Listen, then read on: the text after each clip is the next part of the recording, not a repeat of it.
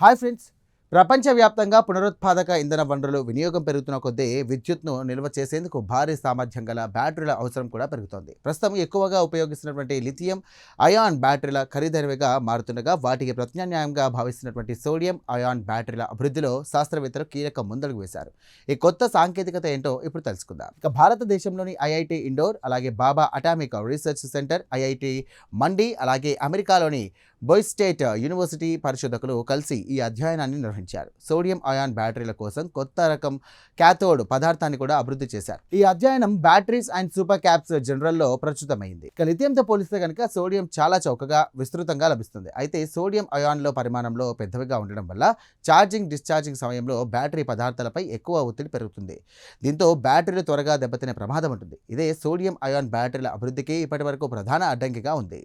ఇక ఈ సమస్యను అధిగమించేందుకు పరిశోధకులు హై ఎంట్రోపీ ఇంజనీరింగ్ అనే విధానాన్ని కూడా ఉపయోగించారు. సాధారణంగా 2 లేదా 3 లోహాలను మాత్రమే ఉపయోగించి క్యాథోడ్లకు బదులుగా మ్యాంగనీస్, ఇనుము, నికెల్, కాపర్, అలాగే అల్యూమినియం అనే 5 లోహాలను కూడా ప్రత్యేక నిష్పత్తితో కలిపి కొత్త పదార్థాన్ని కూడా రూపొందిస్తారు.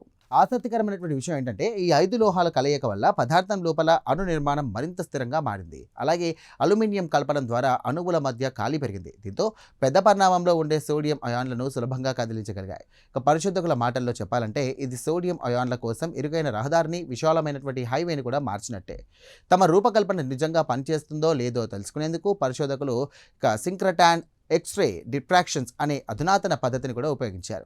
బ్యాటరీ పనిచేసినటువంటి సమయంలోనే అణుస్థాయిలో జరిగే మార్పులను పరిశీలించగా కొత్త పదార్థం తన నిర్మాణాన్ని స్థిరంగా ఉంచుకున్నట్టుగా గుర్తించారు. సాధారణంగా సోడియం బ్యాటరీలలో కనిపించే నిర్మాణ లోపాలు ఇందులో గణనీయంగా తగినట్టుగా తేలింది. ఇక పరీక్షల్లో ఈ కొత్త పదార్థం మంచి పనితీరును ప్రదర్శించింది.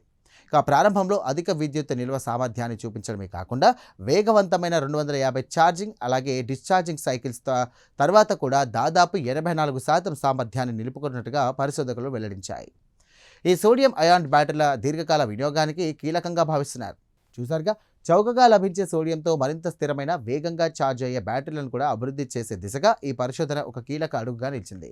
భవిష్యత్తులో ఈ సాంకేతికత వాణిజ్య స్థాయిలో అందుబాటులోకి వస్తే కనుక సౌర, పవన విద్యుత్ను భారీ స్థాయిలో నిల్వ చేయడం మరింత చౌకగా మారే అవకాశం ఉంది. తద్వారా ఖరీదైన లిథియం బ్యాటరీలపై ఆధారపడడం కూడా గణనీయంగా తగ్గవచ్చంటూ కూడా పరిశోధకులు భావిస్తున్నారు. ఇక ఈ ప్రత్యేక కథనంపై మీ అభిప్రాయాలను కామెంట్ ద్వారా తెలియజేయండి. వీడియో నచ్చితే కనుక లైక్ చేయండి. వెంటనే మా ఛానల్ను సబ్స్క్రైబ్ చేసుకోండి. Thank you.